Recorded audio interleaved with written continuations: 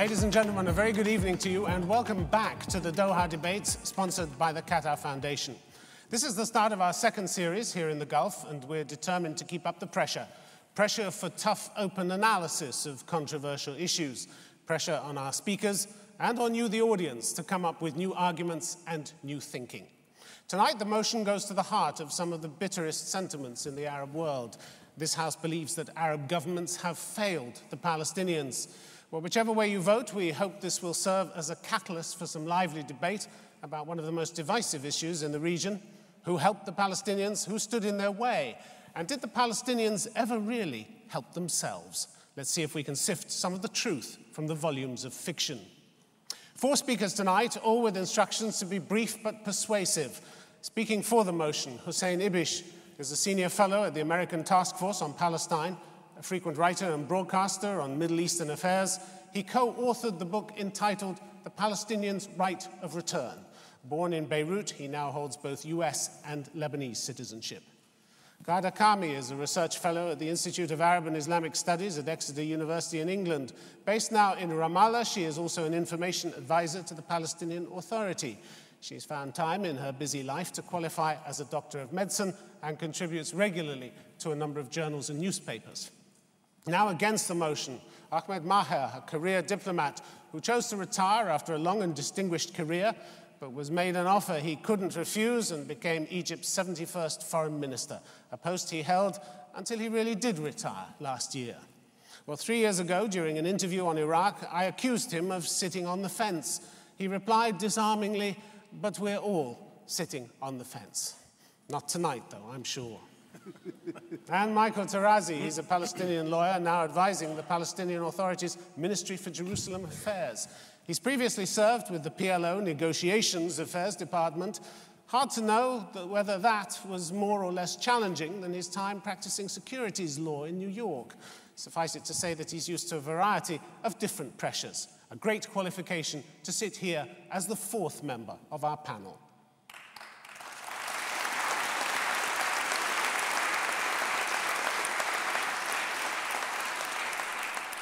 Now let me call on Hussein Ibish to begin by speaking for the motion. Thank you very much, Tim.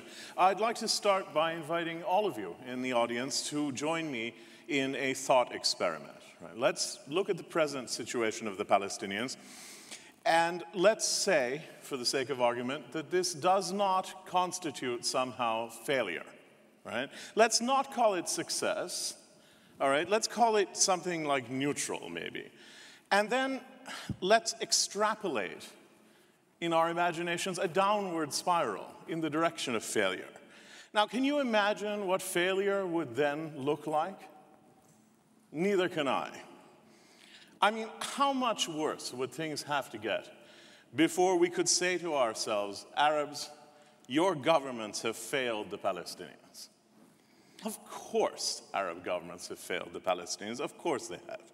Across the Arab world, while the Palestinian issue has often been used cynically by governments as a rallying cry, a diversion, and an excuse for internal repression, Palestinians themselves have all too often been feared, at times hated, and sometimes even persecuted by Arab regimes. The outrageous and shameful behavior of the government of Lebanon, my home country, towards its own Palestinian refugee population would probably be Exhibit A, excluded as they are from so many professions, hemmed into some of the most wretched refugee camps in the entire world. There are many other key examples, of course, including the expulsion of Palestinians from Libya and Kuwait. One could go on and on. I doubt anyone in this audience is unaware of this sorry record. It's a sad but true commentary, and one that we need to face up to, that Palestinians living in my adopted country, the United States, have more rights than they do in any Arab state. 3 quick provisos on this. First, no doubt, Arabs generally as individuals and as societies have cared deeply about the Palestinians and have done much to help them. Second, most of the blame, no doubt, for the terrible situation and suffering of the Palestinians belongs at the feet of their main persecutors, the State of Israel. Thirdly, the international community, led by the United States, has also failed the Palestinian people, as has the historically poor, if not at times wretched, leadership of the Palestinian national movement. But this debate isn't about any of those actors or any of those things. We are here to discuss the spectacular failure of the Arab governments towards the Palestinians. Hussein Ibish, thank you very much indeed. Thank you, Tim. The Arab governments launched 5 wars against Israel on behalf of the Palestinians. In the distant past. That not good enough for you? In the distant past. Well, they shed a lot of blood, didn't they? Yes, and certainly that's among the things that I meant when I said individual Palestinians, individual Arabs had suffered. For Palestinians, many had fought in the distant past. Fought because their governments went to war with Israel. But it doesn't constitute success. Right? But you can't blame them. You can't criticize them for not trying. Well, it depends. I mean, I would argue that the intervention in 1948 was too little too late, and that in 1973, countries like Egypt were fighting to recover their own territory, and they were satisfied they'd achieved success because they ended up on the other side of the Suez Canal. And when they couldn't achieve their own particular national aims, which everyone should and could respect, which have to do with regaining their territorial integrity through war, they did it through negotiations. But had they succeeded, the Palestinians would have been the main beneficiaries, wouldn't they? Palestinians would have been the main beneficiaries. Yes, I don't know about 1973 because it was about regaining occupied national land of sovereign states. It's certainly possible. This is a counterfactual argument. It doesn't go to demonstrate in any way that Arab states have succeeded in supporting the Palestinians. They may not have succeeded, but they tried. The issue is kept alive at every major forum. The Arab League. Can I just finish? Can I just finish the question before you give me an answer? All right.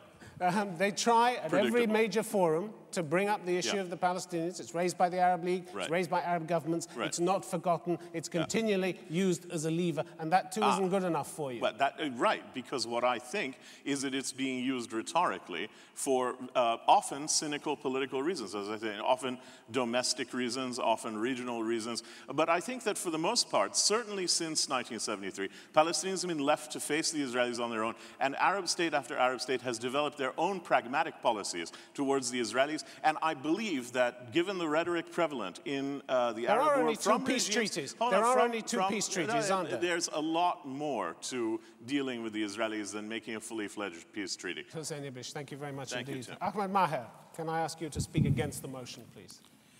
Thank you, Tim, for having tried to get us out of a world of fantasy, because what I heard is a lot of fantasy, a lot of innuendos. And what one gets from this speech is that the Palestinians are not players in this game. They're pawns of countries that are using them, and they have no cause to defend for themselves.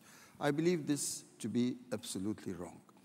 The question is, I think it was said that Israel is still there. It is there, and it is still going to be there. But the failure is the failure of the world to support the Palestinian cause. What the Arab countries did was fight at the United Nations for the Palestinian cause, fight on the terrain for the Palestinian cause, fight diplomatically, fight through political action. I think the Arabs did a lot that they had to do, but the world failed the Arabs and failed the Palestinians.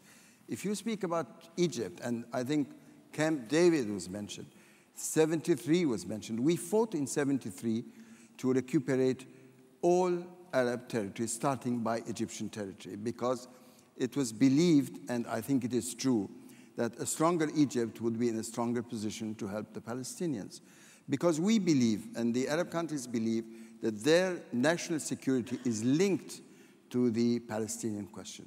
We believe that without the solution of the Palestinian question on the basis of justice, there would be no stability in the region. There would always be a situation very difficult for everybody.